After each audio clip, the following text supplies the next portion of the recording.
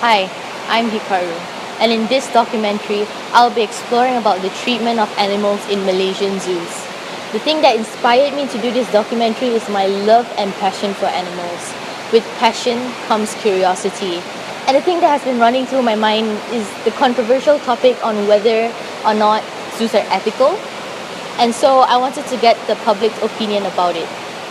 My main goal for this documentary is to teach the public about the importance of zoos and the factors that divide the fine line between conservation and animal abuse through captivity. So please stay tuned for this documentary to find out more.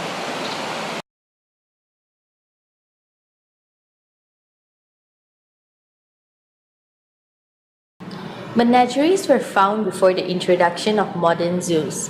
Menageries were collections of wild animals kept in captivity for exhibition. Now, you might think, so what's the difference between zoos and menageries?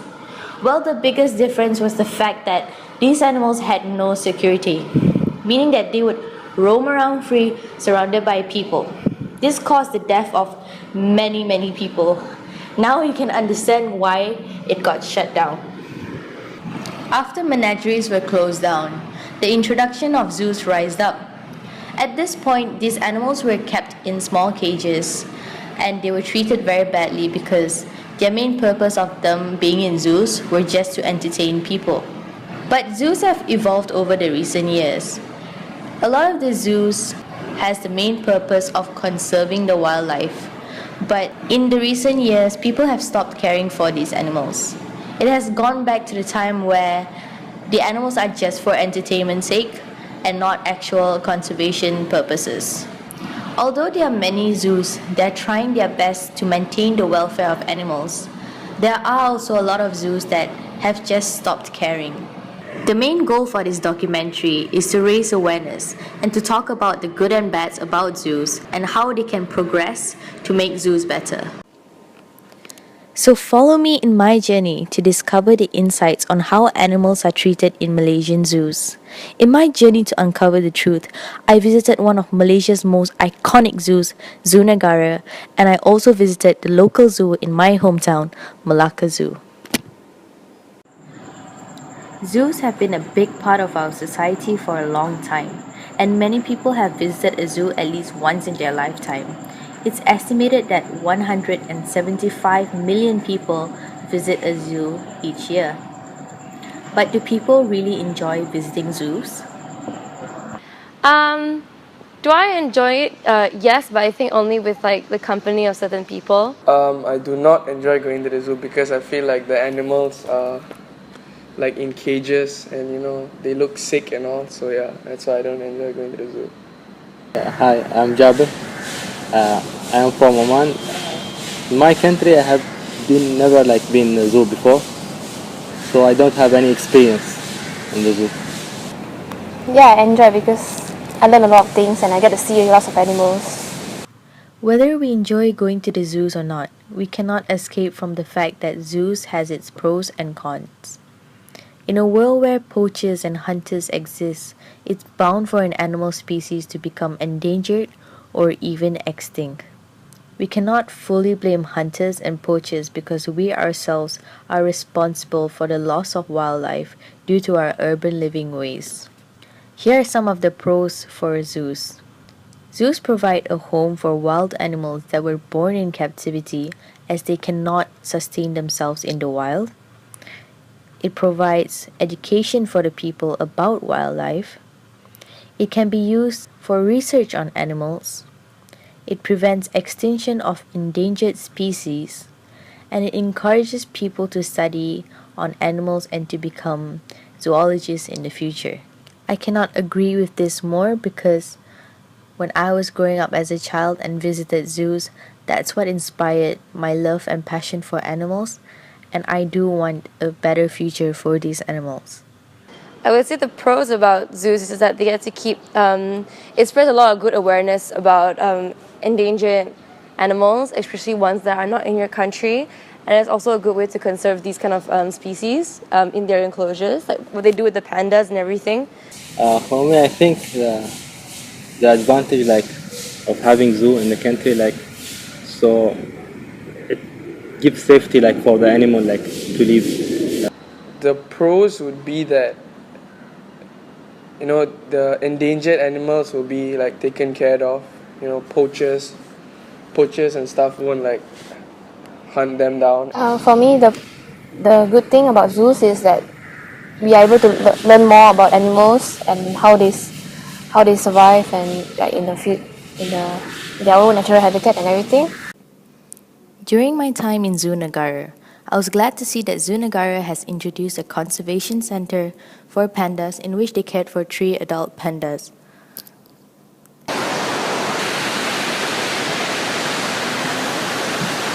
Hey guys, we're in the pandas enclosure and this enclosure is actually very good. We have 3 adult pandas here and this guy is Fua and he's from China.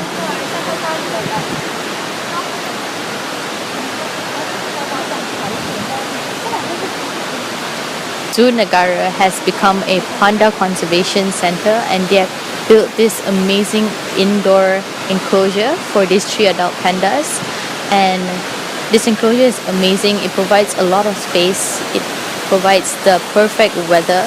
It's really cold here. They have ice blocks as well.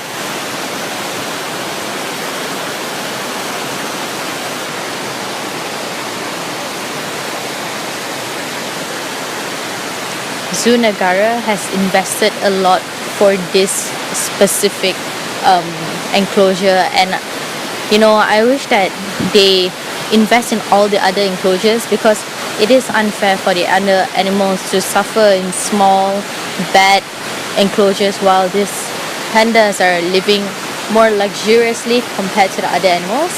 So I do believe that they should invest in other animals as well so that the zoo becomes good as a whole. What I noticed in my journey in Zoo Negara and Zoo Malacca is that the zoos tend to prioritize some animals over others. For example, in Malacca Zoo, the tigers and orangutan enclosures were much more cleaner and more luxurious compared to the other enclosures. In my opinion, this is something that has to change because I believe that all the animals should receive the same amount of love and care put to them. This is not the only thing that I've noticed that was bad about Malaysian zoos. These scenarios do not only happen in Malaysia, but also happens in other zoos all around the world. There are many bad factors about zoos, and here are some of the factors set by the public. But I would say the cons is that the biggest problem for me, I feel, is like their enclosures. You know, tigers and elephants, like they walk for miles every single day. They have acres in their habitats. But then in zoos right now, it's just like a fraction of that. It's almost like, it's very much like how SeaWorld kind of puts an orca in a bathtub because it's not big enough. And also sometimes when animals are mixed around with way too much people, they get really stressed out very easily. And that's not good either because naturally they're really, really quiet and shy animals and they don't like too much noise. And that's also kind of what affects them and causes them to be very stressed. The cons would be that the animals don't get to live in like their natural habitat. You know, they don't hunt for food. They don't build social skills among each other. They just, you know, they live on themselves. Like a lion just lives in his own cage. Like that's it. So yeah. Over the past few years, zoos have shown a gradual decline in the maintenance of animals. High numbers of zoos around the world are harboring many animals that they cannot handle and in return are unable to take proper care for them. It's been proven that animals who are kept in zoos have a shorter life expectancy than usual.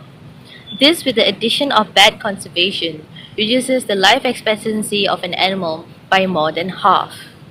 However, if these animals are able to exceed their expected lifespan, their period of existence throughout the many years in the zoos would have taken a huge toll on their mental condition, and you would begin to see signs of behavior changes in the animal.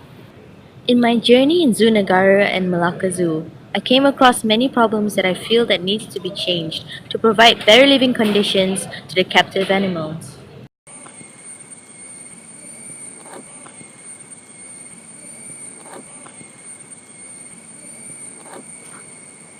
Now we're in the bull enclosure, and if you see right there, it's just a normal housing community, and this really concerns me because anytime during any festival or whatsoever, these houses can hold parties or have fireworks, for example, and these animals can very easily be hurt, or they can be so agitated by the noise, and this is just not normal to have a zoo within a housing area, and this is what concerns me a lot.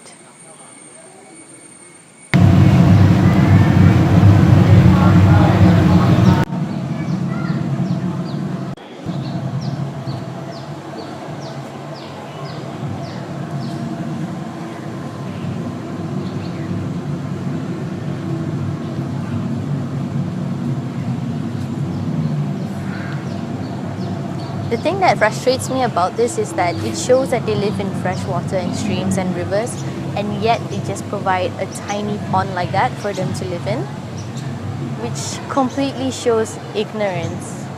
It really shows ignorance. This is not the right facilities at all.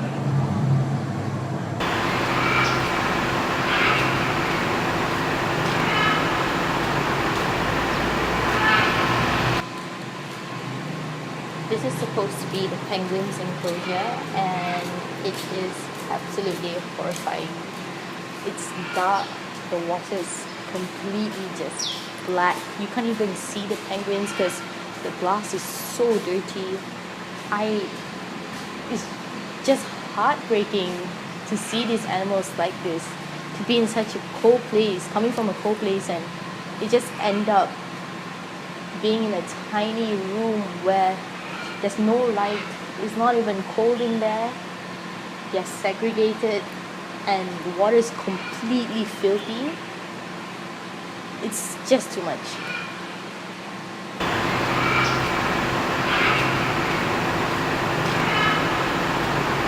When you look in the enclosures, the water is always like dirty. It's very heavily cemented, and there isn't a lot of nature, which is really a shame, because animals, like wild animals, actually are not even supposed to be close to cement. Yeah, I would say that those are my main issues, and also their health. I always happen to see, I've noticed animals with patches of fur missing, and it's just bad health. There has been recent discoveries of captive animals having psychological problems. Like humans, animals also suffer from depression, anxiety, loneliness, and boredom, and these factors lead to a mental condition called zoochosis. Symptoms of zoochosis include walking in circles, swaying of the head repeatedly, bobbing the head, over-grooming, and bar biting.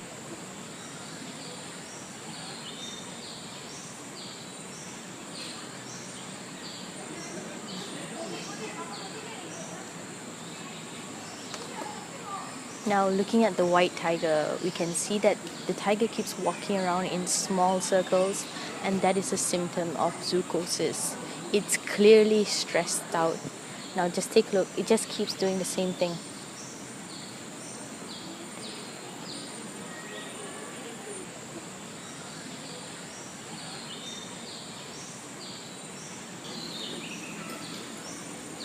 And if we look at the enclosure, the water is just dark green, and I would have counted there are 5 bottles.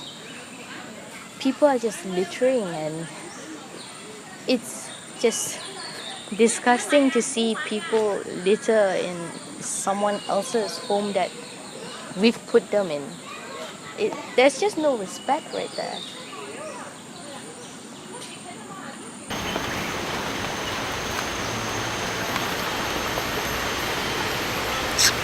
So we're at the ape center, and we're at the chimpanzees enclosure.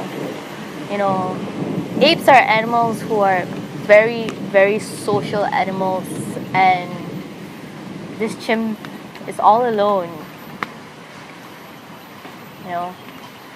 These are the kind of things that can cause animals to become stressed or suffer from depression and anxiety, just like us humans do. So having just one guy in this huge enclosure, it doesn't seem very right.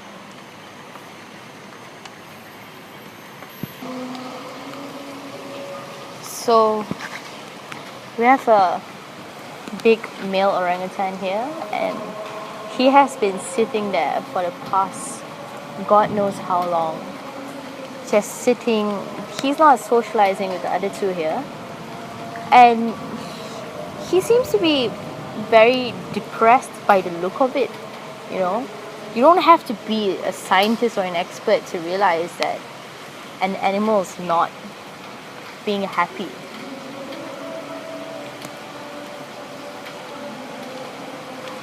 After spending the whole day in Zoo Negara, I realized that a lot of these animals were suffering, and these are the factors that makes me hate coming to these zoos.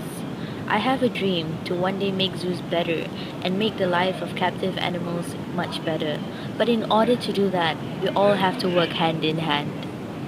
I've asked the people that I've interviewed, if you had the power to change Malaysian zoos, what would you change? And these were their answers. To change Malaysian zoos, I would say, first of all, greatly reduce the number of zoos, you know, in each place, so that all whatever funding that they need will go to just one big zoo. So at least it'll all be like, you know, it's just better in a way. Also having a lot more trained professionals, I would say. Getting nutritionists and veterinarians, not even necessarily from Malaysia, but even from overseas to come and, like, you know, handle them and take good care of them and feed them. And also strengthening the laws as well, not keeping too many animals in the same enclosure. You know, that's really, really bad. And also having like a certain set space needed for each animal, so that it's nice and big, so they have a lot of exercise and a lot of place to roam, so they don't go crazy because they're like claustrophobic. I would change it by increasing the spaces for animals and like not really giving them designated areas to live. I would make it like a whole park where the animals socialize.